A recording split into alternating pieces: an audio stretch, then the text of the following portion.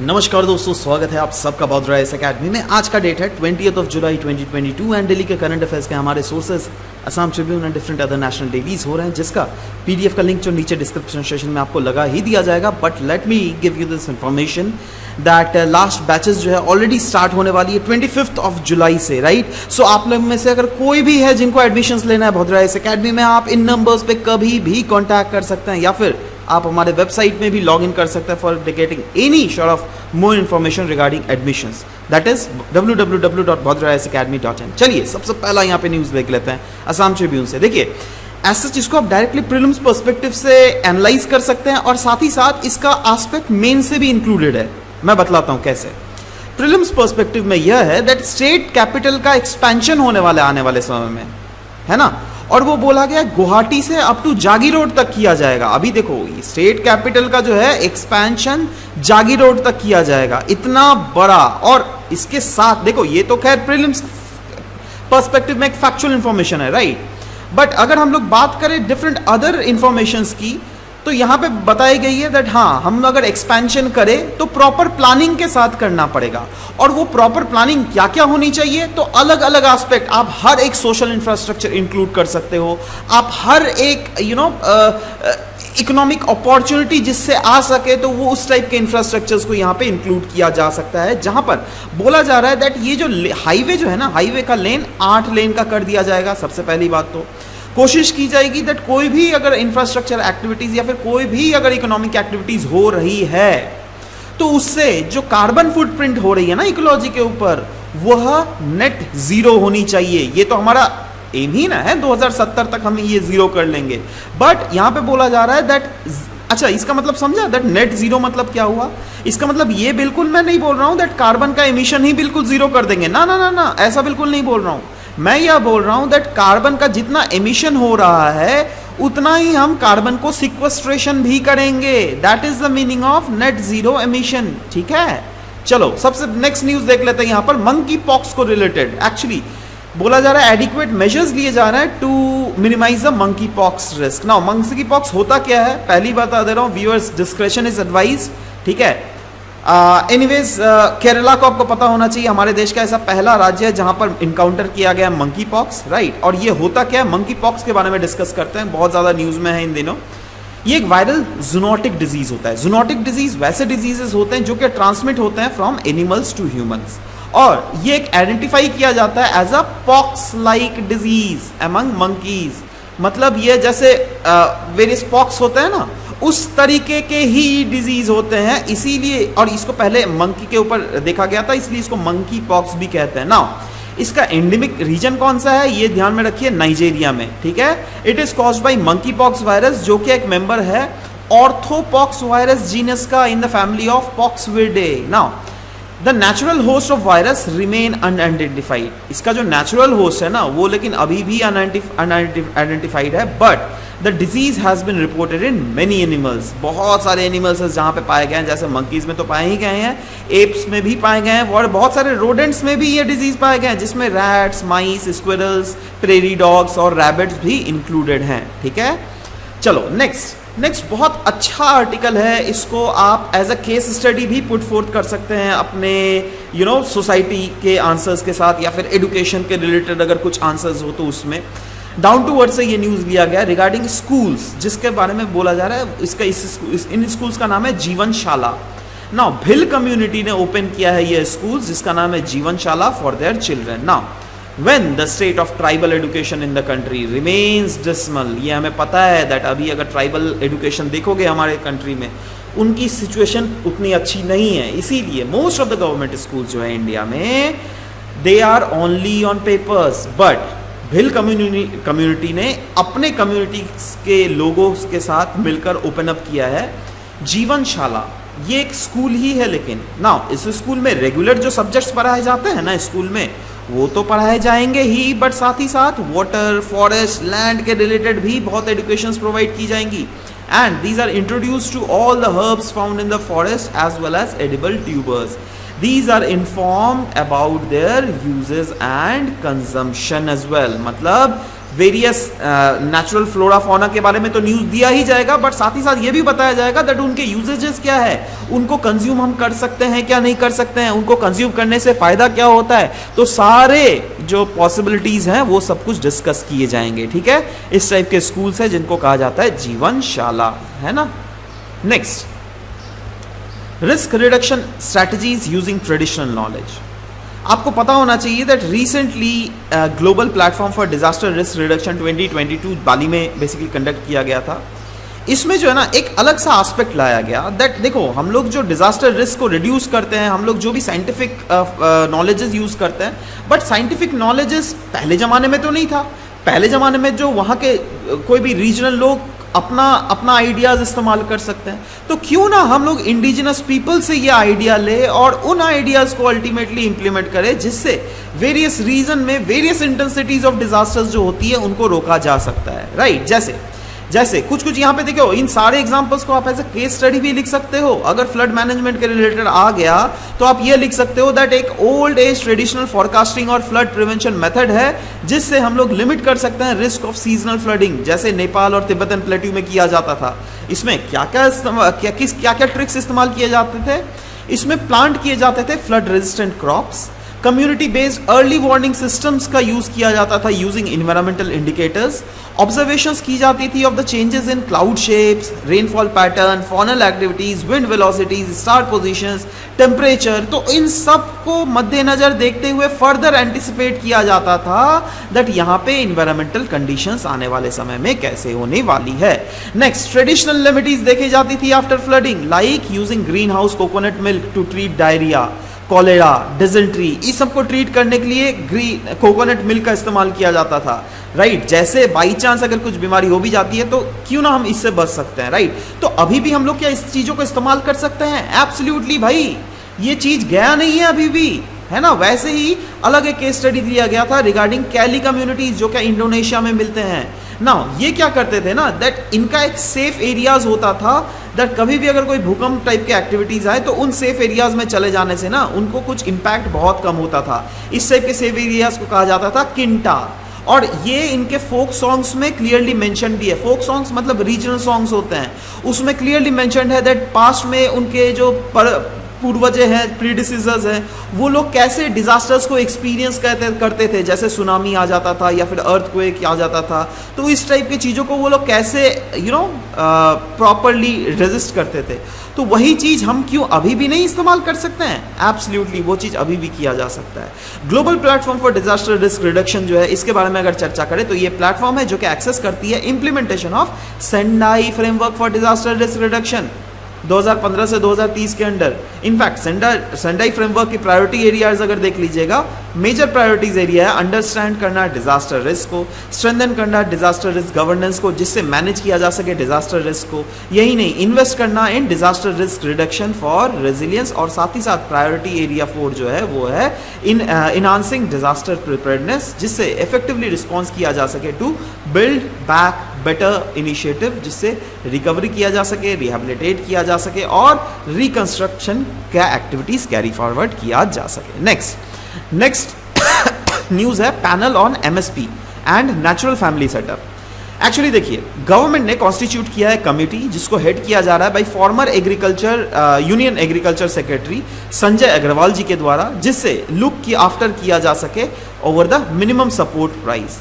GS3 के इस topic से आप इसको रिलेट कर सकते हैं। बैकग्राउंड की अगर बात करें दैट ये पैनल क्यों सेटअप किया गया था, क्योंकि आपको पता होना चाहिए दोस्तों दैट गवर्नमेंट ने 3 जो फार्म लॉस कंस्ट्रक्ट किए थे, तो बहुत सारे रिवॉल्ट के बाद वो चीज़ को रिपील करना पड़ा सरकार को। बट सरकार ने तभी बोला था दैट हम एक कमेटी को कंस्टिट्यूट करेंगे जो क्या प्रमोट करेगी जीरो बजट बेस्ड फार्मिंग को, जिससे देश भर में क्रॉप पैटर्न जिस मतलब इफेक्टिवली अगर चेंज किया जा सकता है तो बिल्कुल हम लोग चेंज करने की आगे में अग्रसर होंगे, और साथ ही साथ एमएसपी कैसे ज़्यादा से ज़्यादा इफेक्टिव और ट्रांसपेरेंट हो सकता है उसके ऊपर भी हम लोग काम करेंगे। तो इसी के लिए ये जो कमेटी बैठाई जा रही है ना, इसका कमेटी कंसिस्ट करेगी representatives of central as well as state government, साथ ही साथ फार्मर, एग्रीकल्चर साइंटिस्ट और एग्रीकल्चर इकोनॉमिस्ट को भी यह इंक्लूड करेगी ना। सवाल होता है ऑब्जेक्टिव क्या है इस कमेटी का? ऑब्जेक्टिव यह है on agriculture marketing system, that is it will work for agriculture marketing as per the changing requirement of the country, जिससे इंश्योर किया जा सके high value for the farmers. और कैसे भैया? ऑफ कोर्स रिन्यूमेटिव प्राइसेस ज्यादा प्रोवाइड करवा के, है ना। यही नहीं, सरकार तो आपको पता ही है कितना काम कर रही है दैट हमारे एग्रीकल्चर एक्सपोर्ट को भी बढ़ाया जा सके, है ना। तो आपने रिसेंटली देखा था हिमंत बश्यो शर्मा ने मतलब हमारे honourable chief minister Himanta Biswa Sharma ji ने तेजपुर लीची को कितना ज़्यादा प्रमोट किया था, और तब बोला था दैट हम लोग कोशिश करेंगे दैट आने वाले समय में इसको एक्सपोर्ट किया जा सके। तो ये तो एक झलक है, ठीक है। आने वाले समय में इन झलक को और भी ज़्यादा बढ़ाया जाएगा। हम लोगों ने कुछ दिन पहले नहीं डिस्कस किया था one station one product scheme के बारे में, जहाँ पे हम लोगों ने बोला था दैट कोकराझार से मशरूम खेती को बहुत ज़्यादा प्रमोट किया जा रहा है, बोला था ना। तो यही सब तो है भाई, यही सबसे तो ओवरऑल फार्मर्स के प्रोडक्शंस को बढ़ाने की और साथ ही साथ एक्सपोर्ट्स को बढ़ाने की बात की जा रही है, यही नहीं। और नेचुरल फार्मिंग बात बोली जा रही है that it will suggest programmes और स्कीम्स जिससे वैल्यू चेन डेवलपमेंट किया जा सके, प्रोटोकॉल वैलिडेशन और रिसर्च किया जा सके, फ्यूचर नीड्स और support in the area expansion under the natural farming system. मतलब नेचुरल फार्मिंग के सिस्टम में एरिया को कैसे एक्सपेंड किया जा सके, है ना। क्योंकि अगर आप देख लीजिएगा ओवरऑल नॉर्थ ईस्ट में सबसे कम जो proportion of area under forest है वो आसाम में ही है, ठीक है। तो ये एम जरूर है। Next is on crop diversification, मतलब it will look into mapping of existing cropping pattern, that is अभी के प्रेजेंट एग्रो इकोलॉजिकल जोन में किस टाइप के क्रॉपिंग पैटर्न एग्जिस्ट कर रहे हैं, और साथ ही साथ रिव्यू और सजेस्ट करेगी on micro irrigation schemes as well, ठीक है। इवोल्यूशन अगर देखिएगा एमएसपी रिजीम इन इंडिया में, तो 1960s में दोस्तों आपको पता होना चाहिए दैट इनिशियल फूड स्कार्सिटी तो था ही, बट बाद में तब हम लोग क्या करते थे, यूएसए से PL 480 ग्रेन्स हम लोग इंपोर्ट करते थे। बाद में जब वियतनाम वॉर हुआ तो यूएसए ने बोला दैट आज देखो आपको वियतनाम वॉर में हम लोग को सपोर्ट करना पड़ेगा। इंडिया ने तो तब नॉन अलाइनमेंट अपनाया था, ठीक है। तो तब कहीं ना कहीं हमें रियलाइज हुआ दैट नहीं भाई, अगर हम लोग यूएसए के ऊपर निर्भर रहे राइस ग्रेन के ऊपर, तब तो फिर हमारी बैंड बजने वाली है आने वाले समय में, इसलिए हमें आत्मनिर्भर बनना पड़ेगा। और यही तो रीजन है जिसके कारण ग्रीन रिवॉल्यूशन आया, है ना। और ग्रीन रिवॉल्यूशन आने का भी बहुत बड़ा रीजन है दैट सरकार ने एमएसपी इंट्रोड्यूस कर दिया था तब सब फार्मर्स के लिए, और फार्मर्स को बोला जा रहा था देखो हम आपको पैसा देंगे, अगर आपका पैसा डूब गया कोई बात नहीं, आप रिस्कियर हाई यील्डिंग वैरायटीज को लगाइए पंजाब हरियाणा वेस्टर्न यूपी में, अगर कुछ हुआ, है ना, तो आपको एक पर्टिकुलर अमाउंट तो हम लोग प्रोवाइड करेंगे ही, ठीक है। तो ये चीज़ जब वहाँ के फार्मर्स ने सुना तो फार्मर्स ने सोचा चल भाई सरकार जब हेल्प कर रही है तो क्या प्रॉब्लम है ना। और इसीलिए it has led to the evolution of green revolution. Now सवाल होता है दैट नीड क्या है एमएसपी का, बताइए। तो ऑफ कोर्स फार्मर्स देखो बहुत समय डिस्ट्रेस सेल कर देते हैं, दैट इज सोचो अगर फार्मर्स को 50,000 रुपये मतलब कोई खेती करने में लग रहा है ना, और अगर फार्मर उसको क्या बेचेगा कभी भी 50,000 से कम, कभी नहीं, राइट। इनफैक्ट फार्मर सोचेगा दैट हमें मिनिमम 1 लाख रुपए तो मिलना ही चाहिए, है ना, तभी मैं बेचूंगा, है ना, या फिर एटलीस्ट 50,000 से तो कुछ एक इनका इनकम तो जरूर ज़्यादा मिलना चाहिए जिससे हमारे को फ़ायदा मिल सके। तो इसी चीज़ को रोकने के लिए एमएसपी का ज़रूरत है। Procure food grain for public distribution, इसके लिए एमएसपी का ज़रूरत है। To safeguard farmers from market price fluctuation से बचने के लिए एमएसपी का ज़रूरत है। Maintain healthy supply of food grains in market thereby helping in fight against hunger, इसके लिए ज़रूरत है। तो ये सब खैर खुद भी पढ़ो, बहुत ईजी है लैंग्वेज, एज सच कुछ हार्ड एंड रॉक कुछ चीज़ समझाने का एज सच है नहीं। पास्ट में यूपीएससी सीएससी 2022 में ये क्वेश्चन पूछा गया था, ध्यान से देखिएगा इस क्वेश्चन को। बोला जा रहा है in case of all cereals pulses and oil seeds the procurement at MSP is unlimited in any states and union territories in India. और दूसरा स्टेटमेंट बोल रहा है in case of cereals and pulses MSP is fixed in any state और UTs at the level to which the market price will never rise. Which of the above statement given is और are correct? 1 only, 2 only, both 1 and 2, neither 1 nor 2। आपको बतलाना है इसका answer क्या है। तो of course answer खैर दिया ही हुआ है। तो देखो इस टाइप के क्वेश्चंस पूछे गए हैं, इसीलिए मैं बोल रहा हूँ। नेक्स्ट टेली लॉ सर्विसेज के बारे में बोला जा रहा है जो कि फ्री ऑफ कॉस्ट प्रोवाइड करवाया जाएगा, और यह ministry of law and justice ने रिसेंटली बोला है। तो GS2 परस्पेक्टिव में इस टॉपिक से तो आप इस टॉपिक को रिलेट कर ही सकते हैं, बट सोर्सेज कहाँ से लिए गए? PIB से लिया गया। कॉन्टेक्स्ट क्या है?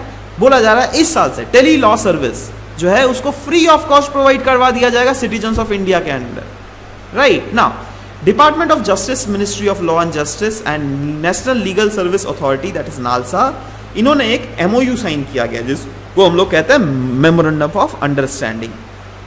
इसी के तहत बोला गया दैट ऐसा किया जाएगा। इनफैक्ट अगर लास्ट ईयर देख लीजिएगा तो इसी के कारण अराउंड इतने अंडर ट्रायल इनमेट्स जो है उनको रिलीज भी किया गया था। तो ये सब चीजें देखते हुए कहीं ना कहीं ये किया जा रहा है। Now legal aid to marginalize कहा जा रहा है, टेली लॉ सर्विसेज जो प्रोवाइड किया जाएगा ना, इससे मार्जिनलाइज कम्युनिटी को लीगल एड मिलने में बहुत आसानी होगी। अब देखो क्या होगा दैट अगर सोचो कोई गांव में लोग हैं, ठीक है, तो वो कॉमन सर्विस सेंटर में चले गई है ना, और across 1 lakh gram panchayat already common service centre सरकार ने सेटअप किया है, ठीक है। इन कॉमन सर्विस सेंटर से टेली या फिर वीडियो कॉन्फ्रेंसिंग इंफ्रास्ट्रक्चर प्रोवाइड किया जाएगा, जिससे उनको प्रॉपरली सर्विसेज मिल पाएगा, right. Tele law application for easy and direct access to tele law mobile application 22 languages में, जी हाँ, हमारे शेड्यूल्ड 22 लैंग्वेजेस में ये सारे सर्विसेज प्रोवाइड करवाई जाएंगी। इससे वाइडन किया जा सका services to beneficiaries as well, that is it will benefit from this type of digital revolution, that is कहा जा रहा है आने वाले समय में बहुत सारे लोगों को इसका डायरेक्ट फायदा मिलेगा। नालसा टू प्रोवाइड लॉयर्स, जी हाँ, इसके एमओयू जो साइन किया गया ना उसमें नालसा ने क्लियरली बोला है दैट अराउंड 700 लॉयर्स प्रोवाइड किया जाएगा। बट ये लॉयर्स के नंबर्स जो है कहीं ना कहीं देखने में बहुत ज्यादा कम लग रहे हैं यहाँ पर। एनीवेज नेक्स्ट आगे बढ़ते हैं। माइनॉरिटी स्टेटस को लेकर, राइट, द हिंदू में ये न्यूज था, minority status of religious and linguistic communities is state dependent. GS2 का इस टॉपिक से आप इसको रिलेट कर सकते हैं। ये सुप्रीम कोर्ट ने कहा है दैट माइनॉरिटी स्टेटस जो होता है ना, रिलीजियस माइनॉरिटी स्टेटस हो या फिर लिंग्विस्टिक कम्युनिटीज माइनॉरिटी स्टेटस हो, वो स्टेट के दारोमदार में आता है। दैट इज हर एक इंसान जो कि इंडिया में है वो माइनॉरिटी हो सकता है उनके स्टेट में। ये जरूरी नहीं है दैट आप हिंदू हो तो माइनॉरिटी नहीं होगे इंडिया में, नहीं नहीं नहीं। माइनॉरिटी स्टेटस जो है ना रिलीजियस और लिंग्विस्टिक कम्युनिटीज में, ये स्टेट डिपेंडेंट है, ये सुप्रीम कोर्ट ने क्लियरली बोल दिया गया है, राइट। इनफैक्ट कोर्ट एक पिटिशन हेयर कर रही थी, राइट, और उसी में बोला दैट देखो भाई बहुत सारे फॉलोअर्स हैं जुडाइज्म के, बहाइज्म के, हिंदुइज्म के, जो कि रियल माइनॉरिटीज हैं लद्दाख में, मिजोरम, लक्षद्वीप, कश्मीर, नागालैंड, मेघालय, अरुणाचल प्रदेश, पंजाब, मणिपुर, ये सब में ये लोग जो है ना लिटरली बहुत कम माइनॉरिटी में है, बट वो लोग अभी भी अपने एस्टेब्लिश नहीं कर सकते और एडमिनिस्ट्रेट नहीं कर सकते हम अपने एजुकेशनल इंस्टीट्यूशंस को, है ना। इससे उनका जो बेसिक ह्यूमन राइट हो रहा है आर्टिकल 29 और आर्टिकल 30 के अंडर, वो जियोपार्डाइज हो रहा है, ठीक है। अच्छा, की फैक्ट्स अगर इसके रिलेटेड देखेंगे तो देखो माइनॉरिटी क्लेम्स जो कर सकते हैं ना हम आर्टिकल 29 आर्टिकल 39 के अंडर, तो इसमें कोर्ट ने इंडिकेट किया है दैट देखो भाई रिलीजियस माइनॉरिटी कम्युनिटी हो या लिंग्विस्टिक माइनॉरिटी कम्युनिटी हो, जो क्या माइनॉरिटी में आते हैं in particular state, can inherently claim protection and right to administer and run its own institution against the article, that is article 29 और आर्टिकल 30 के अंडर। अगर माइनॉरिटी हो आप, रिलीजियस हो या लिंग्विस्टिक हो, तो आप इनहेरेंटली क्लेम कर सकते हो अपना राइट। इनफैक्ट हिंदूज अगर देख लोगे बहुत सारे स्टेट में क्लियर माइनॉरिटीज में है, जैसे लद्दाख में 1% है, मिजोरम में 2.75% है, लक्षद्वीप में 2.77% है, कश्मीर में 4% है, नागालैंड में 8.74% है, मेघालय में 11.52% है, अरुणाचल प्रदेश में 29% है, पंजाब में 38.49% है, मणिपुर में 41.29% है। ध्यान दीजिएगा, अगर आप नॉर्थ ईस्ट के भी रीजन देख लीजिए कौन किस किस में हिंदूज माइनॉरिटीज में है, एक आता है मणिपुर, एक आता है अरुणाचल प्रदेश, एक आता है मेघालय, एक आता है नागालैंड, है ना। तो देख रहे हो ऑलमोस्ट, एक आता है मिजोरम, तो देखो मिजोरम भी है, मेघालय है, नागालैंड, अरुणाचल प्रदेश, है ना, और इधर मणिपुर में भी। तो ऑलमोस्ट ये सारे रीजन्स में जो है ये माइनॉरिटीज़ में power of centre to notify minorities.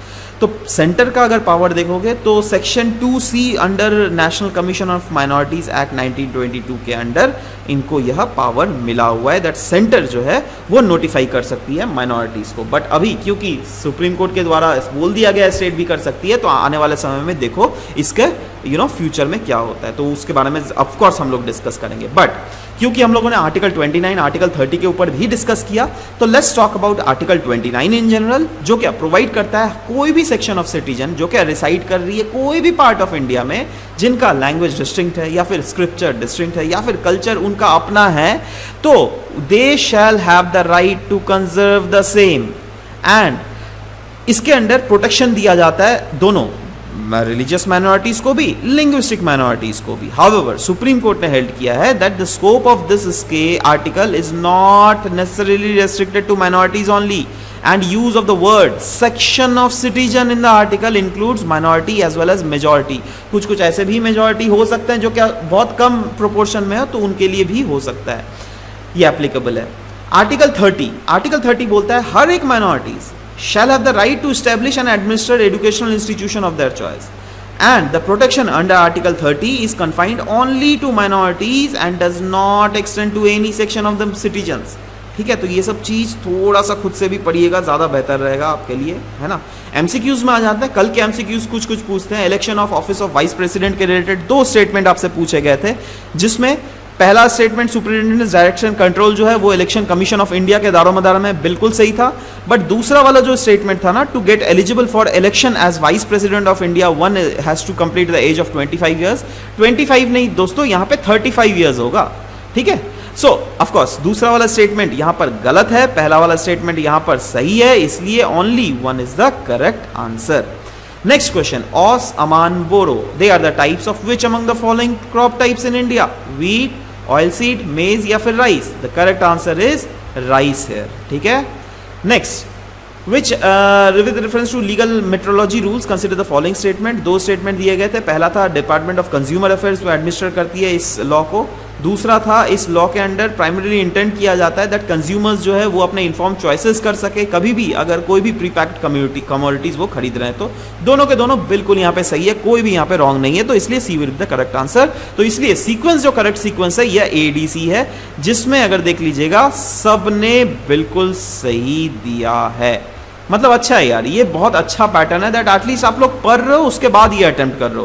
पहले इनिशियल फेज में क्या होता था ना, कुछ लोग तो ऐसे थे, कुछ भी मतलब या तो तुक्का भिरा देते थे, है ना, ऐसे लिखते थे B तो तुक्का भिर गया ना, सी सही हो गया आंसर। तो इस टाइप से पहले लोग देते थे, बट अभी ये अच्छा लग रहा है दैट हाँ आप लोग जो पढ़ रहे हो वही लोग आंसर्स दे रहे हो। वेरी गुड, ऐसे ही देते रहना, है ना। चलो अब आज का क्वेश्चन देख लेते हैं। Regarding Jeevanshala school, consider the following statement? The Bhil community opened up schools called Jeevanshala for their childrens. और दूसरा है education in this school are not just in regular subject but also they are given about water, forest and land. आपको बताना कौन सा correct है, 1 only, 2 only, both 1 and 2, neither 1 nor 2। Next question, tele law service was recently in news, it is free television telecast for legal knowledge. दूसरा है distant learning programme for law degree college. तीसरा है free legal services to citizen through common service centres. चौथा है none of the above. नीचे comment section में जरूर लिखिएगा। Next, which of the following vision of digital India programme is और are enabled by common service centres? Next, digital infrastructure in core utility of every citizen. दूसरा है governance and service of on demand. तीसरा है digital empowerment of citizen. ये थोड़ा out of the context question है but कहीं ना कहीं रिलेटेड क्वेश्चन है। मैं चाहता हूं दैट आप खुद से पढ़िए कॉमन सर्विस सेंटर्स एक्चुअली में होते क्या है। मैंने उसका ग्लिम्स तो खैर दिया ही हुआ था, बट उसके ग्लिम्स से पता है ये काफी है ये आंसर करना। So I would be wanting that आप लोग उसके आंसर जरूर कीजिए नीचे कमेंट सेक्शन में। And if you like the whole session then please give it a thumbs up, will surely appreciate this. And yeah, this was all about the discussion for today's class. We'll be meeting in next session. Till then, bye bye, take care, and thank you guys. Thank you for listening to the whole video. Thank you very much.